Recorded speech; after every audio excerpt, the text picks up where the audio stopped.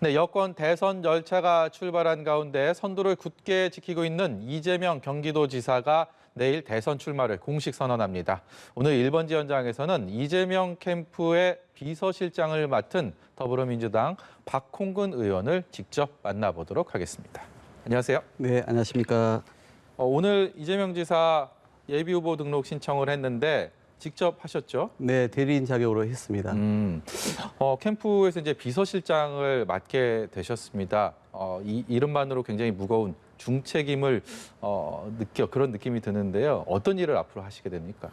아무래도 후보의 일정이나 또 메시지 이런 거에 대해서 세세하게 점검하고 확정해서 후보께 보고하고 그것을 뒷받침하는 일들을 비서실에서 하게 됩니다. 예.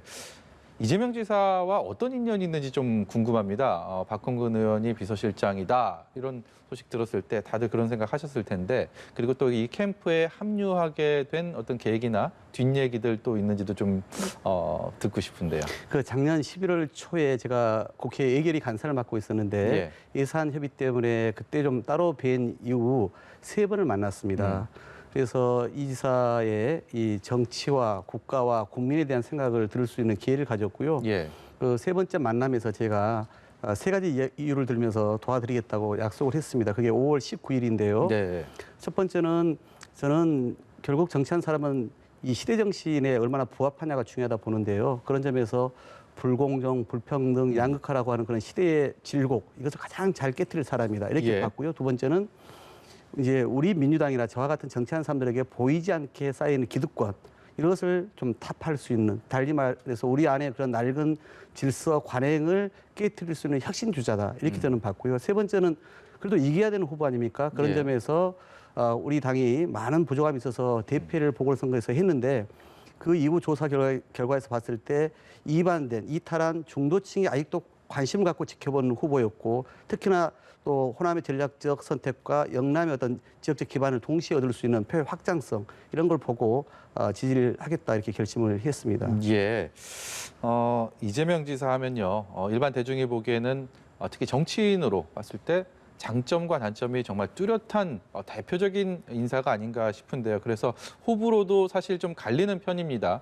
박홍근 의원께서 이제 비서실장으로 계시니까 뭐 제가 장점은 지금 언급을 하셨고요. 단점을 여쭤보기는 좀 그렇고, 이 부분은 좀 보완했으면 어떨까? 이 부분에 조금 더 신경을 써줬으면 어떨까? 이런 점이 있다면 좀 듣고 싶은데요.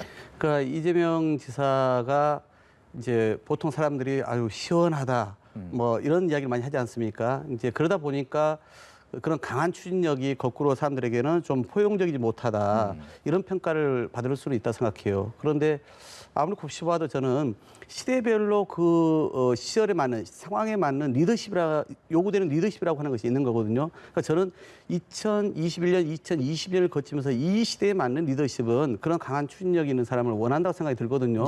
모든 정치인이 또 리더가 100% 완전 무결한 게 어디 있겠습니까? 그러나 그 시절의 국민과 시대에 부합하냐 부합하지 않느냐, 여기에 중요하다고 보고 있거든요. 그래서 저는 그런 점은 향후에 또 이사께서 보다 이제 소통하고 또 현장 행보를 많이 잘 하시는 분이기 때문에 그런 과정을 통해서 충분히 채울 수 있는 부분이다 이렇게 믿고 있습니다. 내일 이재명 지사 출정식을 합니다. 공식적인 대권 도전 선언을 하게 되는데 미리 보는 출정식이라고 할까요? 내일의 어떤 주요한 저희가 집중해서 봐야 할 외신위는 무엇인지 좀 힌트를 주십시오. 일단 출정의 형식 자체를 좀 달리했습니다. 코로나 팬데믹 상황에서 국민들이 매일매일 지금 불안하고 또 힘들게 지내고 있지 않습니까? 그래서 정말 이렇게 다수를 운집시키는 그런 방식이 아니라 온라인 동영상으로 그냥 출마를 선언하고, 그리고 단촐하게 현충원을 방문하는 그런 일정을 준비했고요. 내용적으로도 결국 대한민국이 큰 전환기를 맞고 있다고 보고 있습니다. 그래서 더 큰, 더 단단한 그런 대한민국이 되기 위해서는 지금의 이 저성장 국면을 좀 이렇게 벗어나야지, 그래야 좀 더 이런 공정이나 평등의 문제나 이런 부분도 좀 더 확보될 수 있을 것이다. 이런 이야기를 그동안 강조해 오셨거든요. 그런 점에서 새로운 성장에 대한 그런 어떤 국민들의 요구, 이것을 잘 받아 안으면서 특히 민생 문제와 관련해서는 대단히 실용적으로 접근해야 한다는 이야기를 그동안 해오셨어요. 그런 부분들이 함께 그 이재명 지사의 그런 추진력, 실행력과 함께 내용이 좀 담기지 않을까 이렇게 보고 있습니다. 이 민생의 실용적 접근을 말씀하셨는데 정책 면에서 이재명 지사 하면 그야말로 기본이라는 말이 동시에 떠오를 정도로 정책적으로 기본소득, 뭐 기본대출, 기본주택, 이른바 기본 시리즈로 많은 주목을 받았고요. 그렇기 때문에 이 정책의 방향성이 정말 선명하다 보니까 야권은 물론이고 여권 내에서도 좀 공격을 받습니다. 이 기본 시리즈에 대한 공세도 만만치가 않은데 이 부분은 좀 극복해야 될 과제가 아닌가 싶어요. 어떻게 생각하십니까? 그러니까 본인이 그동안 펼쳐온 여러 가지 정책이 있었는데요. 가령 경기도의 어떤 계곡 불법 점유물을 다 정리하는 과정에서 결국은 다 동의를 끌어가지고 거의 완결 단계까지 와 있거든요. 마찬가지로 이것도 결국은 대한민국의 이 기본소득과 관련된 논쟁을 이 정도의 어떤 수준까지 끌어온 사람입니다. 저는 대단히 이것만으로도 큰 기여를 하셨다고 보고 있거든요. 물론 이제 국민의힘 같은 경우도 아예 당의 강령에다가 기본소득을 제1번 항목인가요? 그랬죠. 예, 우선 항목에 넣어놓을 정도까지 끌어낸 역할을 하신 거예요. 물론 그분들은 공정소득이니 뭐 안심소득이니 이렇게 약간 또 차별화된 이야기를 하십니다만은 저는 우선은 그런 그 긍정적인 측면, 성과적인 것은 분명히 평가를 해야 된다. 두 번째는 본인께서도 향후 이 기본소득을 당장 전면적으로 실현하자 이런 얘기 하지 않지 않습니까? 예. 결국은 이걸 현실적이고 단계적으로 접근을 해야 한다. 이 얘기를 좀 하고 계신 거고요. 최근에 그 서울대에 아주 그 경제학 원론으로 유명한 강의를 하셨던 이중구 교수라는 분이 좀 보수적인 학자이신데도 이분이 그렇게 얘기를 하시잖아요. 기본소득 논쟁과 관련해서 이것이 진보의 학자들만의 주장이 아니다. 세계의 보수적인 분들도 이 이야기를 많이 하고 있다. 이렇게 보수 쪽의 어떤 목소리도 나오고 있거든요. 그래서 저는 예. 이 부분을 이제는 대한민국이 좀 아주 전면적이고 새롭게 접근해야 될 중요한 정책 포인트다. 이렇게 보고 있습니다. 1위를 달리고 있는 자의 어떤 통과 의례라고 할까요? 여권 내에서 이른바 비이재명, 반 이재명 전선이 형성됐다. 이런 평가들이 많습니다.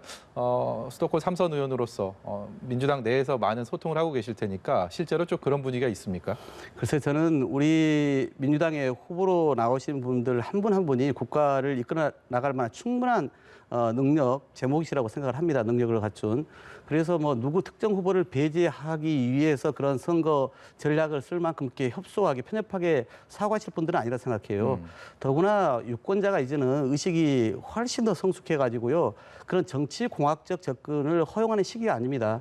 그러니까 선의 경쟁을 통해서 그 과정 자체가 공정해야 결과도 또 공정하다. 이렇게 생각하는 지금 시절에 와 있지 않겠어요? 그런데 과거 방식의 그런 어떤 정치 문법으로 세를 분리하게 한 방식, 또 특정인을 배제하게 한 방식에 대해서 그걸 국민들 다수가 동의를 하시겠습니까? 아마 예. 그런 구상은 아닐 거라 생각이 들고 저는 오히려 이 과정을 통해서 더 큰 민주당, 더 단단한 민주당이 후보가 되기 위한 그런 일련의 과정이다. 이렇게 평가를 하고 싶습니다.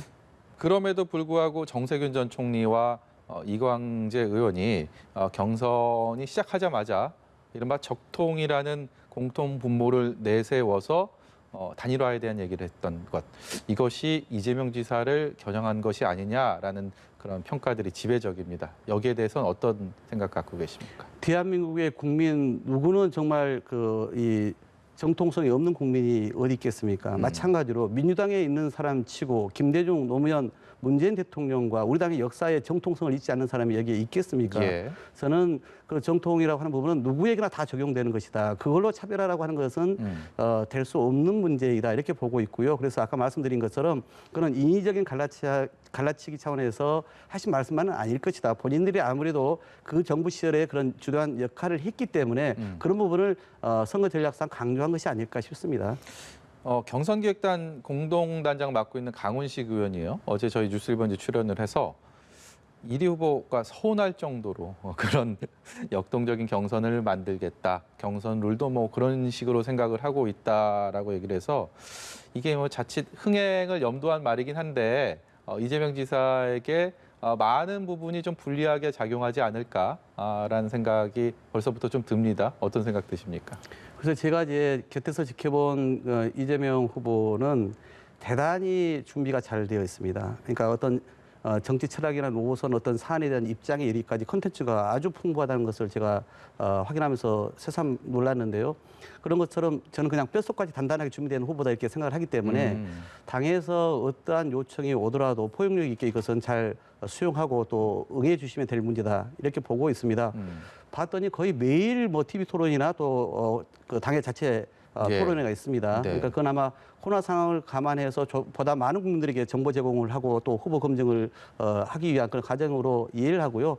그 당의 요구에 저희는 충실히 따르고 또 흥행에 조금이라도 도움이 될 것이 있다라면 적극 협조할 생각입니다. 이 포용성을 말씀하셨는데 이미 이제 일단락이 되긴 했습니다만 최근까지 경선 일정 뭐 연기해야 되냐 유지해야 되느냐 이 민주당 내 논란이 꽤 많았습니다. 그런데 이제 이 논란 속에서 이재명 지사는 일정을 유지해야 된다라는 입장을 밝혔고요. 이게 사실 좀 지지율 면에서 여유 있게 앞서고 있는 상황이기 때문에 좀 여기서 포용성을 보여줬으면 어땠을까? 그러면 흥행에 조금 더 도움이 되지는 않았을까라는 생각을 하시는 민주당 지지층도 있는 것 같습니다.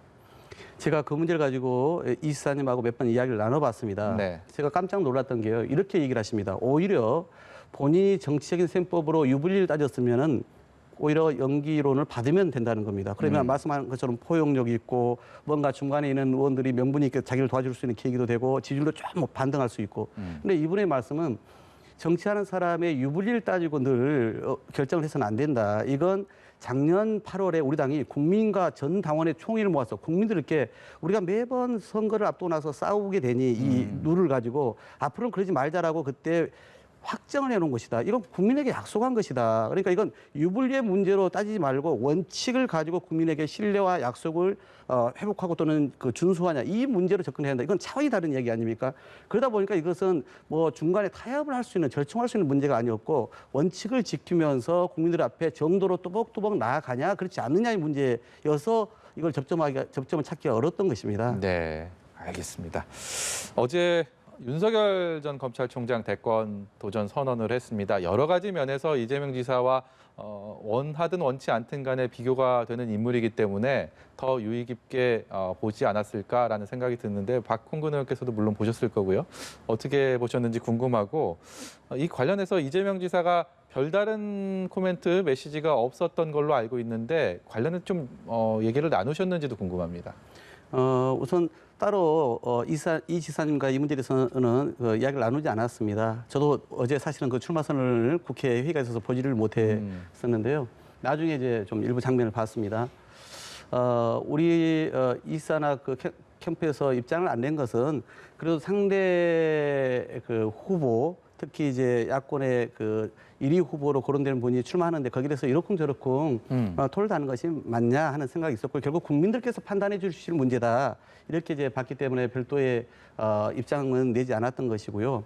그리고 이제 윤석열 총장의 어제 모습을 제가 뒤늦게 언론을 통해서 접하면서는 국민들의 기대가 되게 컸던 상황이었는데 거기는 미치지 못한 것 아니냐 하는 생각을 갖습니다. 그러니까 결국 검찰로서 거의 평생을 살아오신 분이다 보니까 이 소위 칼이라고 하는 것을 누구인가 들이대서 그 뒤를 캐고 또 벌을 주는 그런 일에 익숙하신 분 아닙니까? 그러니까 뭔가 과거에 대해서는 어제와 같이 좀 증오적인 극단적인 표현을 쓰시면서 지층 결집을 노리셨는지 모르겠지만 다수의 국민들, 특히 중도의 국민들이 보기에 대한민국을 어떻게 이끌어 가겠다라고 하는 그 희망과 그 비전과 이것을 제시해 주지는 못했어요. 근데 그런 점에서 여전히 좀 그런 과거 지향적인 측면에서의 강점은 혹시 있을지 모르겠지만은 그러나 국민들은 지금은 대한민국 대통령이라고 하는 자리는 또 대선은 미래를 지향하는 그런 선거이고 그걸 위한 투표 아닙니까? 그래서 그런 점에서는 저는 좀 심히 좀 아쉬운 그런 어떤 출마 선언식이었다. 더구나